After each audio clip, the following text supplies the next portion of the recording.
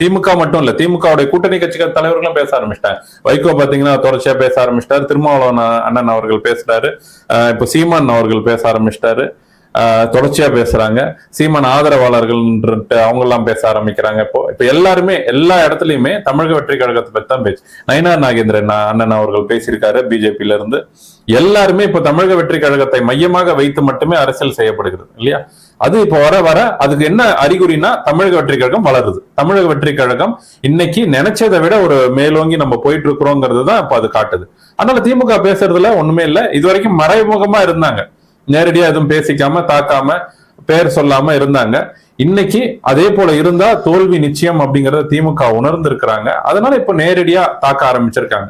இவர்கள் மீது குற்றச்சாட்டு வைப்பதும், இவர்களை நேரடி தாக்குதல் செய்வதும், இவர்கள் செய்யக்கூடிய சின்ன சின்ன தவறுகளை சுட்டி காட்டுவதும், இதெல்லாம் இப்போ ஒரு இதா வந்திருக்கு. அப்போ நேரடியா இப்ப தளபதி சொன்ன மாதிரி திமுகவா தாவேகாவா அப்படிங்கிற ஒரு நிலைப்பாடு இப்ப ட்ரெண்டிங்ல வந்துருச்சு. இப்போ அவர் என்ன சொன்னாரோ தளபதி இதுதான் நடக்கும்னு, இன்னைக்கு டிவிகேவா டிஎம்கேவான்னு சொன்னார்களே, அது இப்ப நடக்க ஆரம்பிச்சிருச்சு.